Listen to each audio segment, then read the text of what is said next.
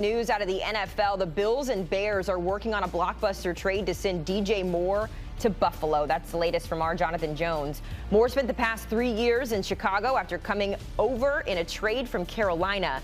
He tallied 50 catches for 682 yards and 6 touchdowns last season, appearing in every single game for the Bears. Moore is now expected to team up with Josh Allen in Buffalo, where he'll be the former MVP's new #1 receiver.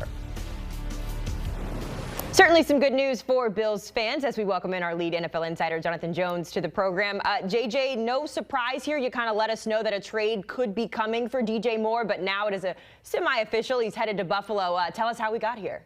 Yeah, we're still waiting to get the final draft compensation on this deal. But look, we know and we have known for some time that the Buffalo Bills, led by general manager Brandon Beane, they've been looking for wide receiver 1 there for Josh Allen. The post-Steph Diggs years, it didn't work out with Keon Coleman, someone that they still want to keep in large part because they're not going to be able to get much for him out there on the market. We'll see how ultimately that plays out.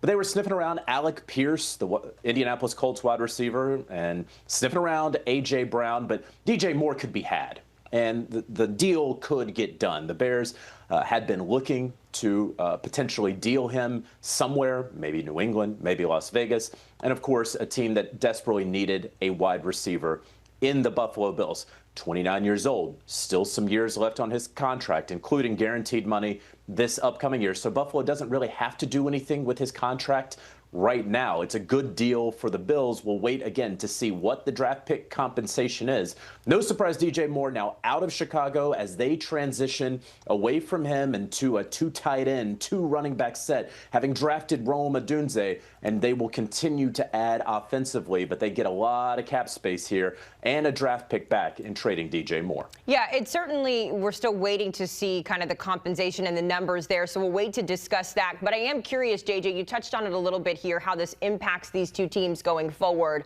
What do these new teams look like now that this trade has happened? So, the entire point of the Buffalo Bills the last couple months, it's been about Josh Allen, right? They fired Sean McDermott because owner Terry Pegula thought that the roster was so talented that they needed a different coach to get them over the hump. They included Josh Allen in the head coaching interviews because they wanted their league MVP to have a voice. They hired Joe Brady to be the head coach after being the OC there the last couple years because they wanted continuity for Josh Allen. And so it is no surprise that their biggest move so far of this offseason is to get wide receiver #1. They had sniffed around guys the past several years and just hadn't been able to do it there at the trade deadline or in free agency. And so they make this splash with someone that Joe Brady has familiarity with, right? DJ Moore was in Carolina with Joe Brady for a time. It was a disappointing season for DJ Moore there with Chicago, and so I don't think that anyone is all that upset that he's out of there necessarily, but I do believe that Chicago wanted to send him somewhere where he would be happy, right? Maybe not necessarily to the highest bidder, but doing right by DJ Moore, who, of course, came over in that huge trade that netted Bryce Young for Carolina and ultimately netted Caleb Williams for the Chicago Bears. So it's probably a win-win. Again, want to see the draft pick compensation. Could be a 3, could be a 4. Still waiting to ultimately see that as I check my phone. But we know that Josh Allen finally has his guy in DJ Moore. And we also know, too, this cannot be official until the new league year begins on March 11th. So some things that we're still waiting on. It'll be interesting to see how DJ Moore can kind of revitalize his career. I know that's what a lot of people were expecting from him in Chicago. I am curious, JJ, how the rest of the wide receiver market now fares. We just saw yesterday Stephon Diggs released from the Patriots, so he'll be looking for a new home in free agency. What does this DJ Moore trade do for the rest of the wide receiver market? So now Buffalo is not in the mix anymore, right? Yeah, I mean, they could go after a wide receiver 3 or 4, something like that. But in terms of the top guys, they have their guy, right?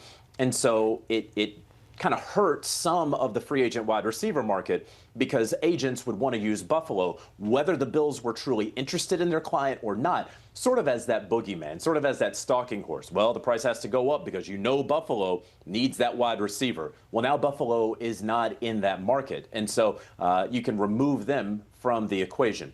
Alec Pierce, who's with the Indianapolis Colts, at least for a few more days, he's going to test free agency. I don't know that the Indianapolis Colts will be able to retain him and Michael Pittman Jr. while Daniel Jones is on that transition tag. And talking with people around the league, some teams think that Alec Pierce is going to get somewhere around $23, $24 million per year.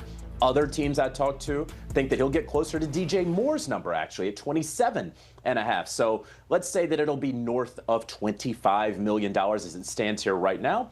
But of course, a few more days, teams get desperate, that number can certainly go up. A.J. Brown, the Philadelphia Eagles are posturing as though they want 2 first-round picks for A.J. Brown. Anyone would want 2 first-round picks for one of their players. I don't know that they're going to ultimately be able to get that. And then it becomes the point of, well, is it worth it for the Eagles to trade him certainly before June 1, where it doesn't necessarily help their cap if they're not going to get the draft pick compensation that they want. So we'll see if that winds up playing out, Haley. And then lastly, Mike Evans. This now means that Mike Evans can't go to Buffalo. So where's Mike Evans going to end up, or does he go back to Tampa Bay? So removing Buffalo from the equation, now we're going to start seeing a lot of these free agent wide receivers really get in the mix these next couple of days. I want to see Mike Evans stay in Tampa. I'd love to see him finish out his career there, but that's just me. JJ, we know you always stay on top of the latest movement when it comes to the NFL. Reacting to that trade, DJ Moore headed to Buffalo. Of course, the NFL offseason never really sleeps. The next mark on the calendar there, March 9th. That, of course, is when free agency can officially begin. I mentioned it earlier as well. That new league year begins on March 11th before owners' meetings at the end of this month. And before you know it, we'll be roster creating at the NFL Draft in Pittsburgh in April. Let's continue the conversation with our Pete Prisco here. Pete, we just heard from JJ, kind of gave us the specs there when it comes to DJ Moore to Buffalo. I have a feeling that you like this trade, given DJ Moore to Josh Allen. No?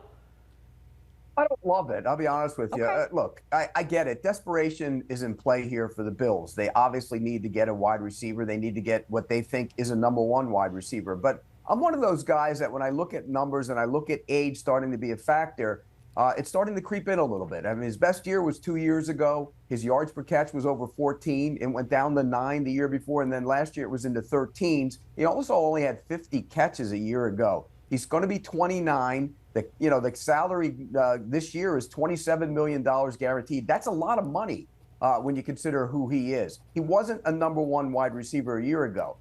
So I get it why the Bills are making the move. I have to see the compensation. What are they giving up for him? Is it a turkey sandwich, or is it a #2 second-round draft pick? We have to find out what the compensation is before I can really sit here and say I love the trade or hate the trade. But right now, I'm kind of in the middle. I know why they did it. I just don't know if he's the answer to the receiver problem.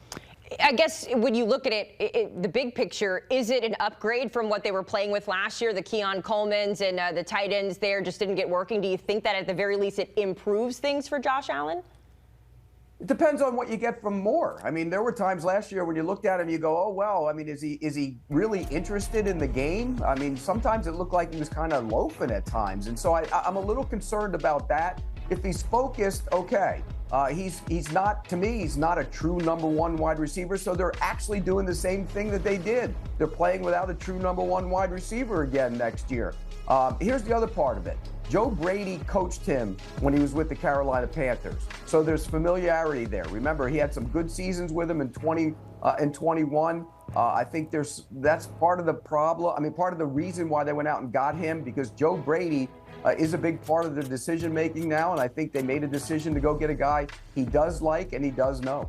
Yeah, I remember this catch as well that we just saw on the screen. That was when everyone kind of remembered, like, oh, yeah, DJ Moore, he was that guy a few years ago. As far as Chicago is concerned, it feels like that means that they're putting a lot of trust in Rome Odunze and whatever else they can restructure there from the draft and going forward. How do you feel about Chicago's offense now with the trade?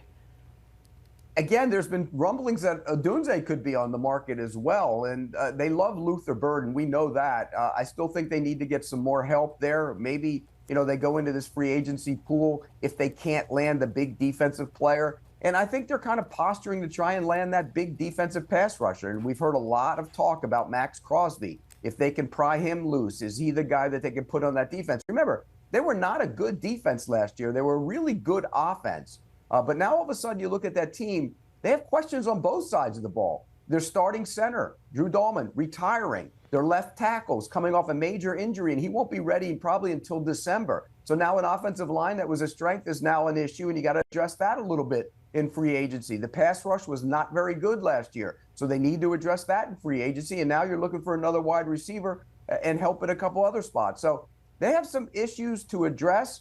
But I think this might be one of those situations where they're looking to try and go get the big fish in terms of a pass rusher, whether it be a guy like Crosby. Maybe they go into the Trey Hendrickson market. Okay, a lot to keep our eye on there. Pete Prisco, we know that you will help us stay up to date here on CBS Sports.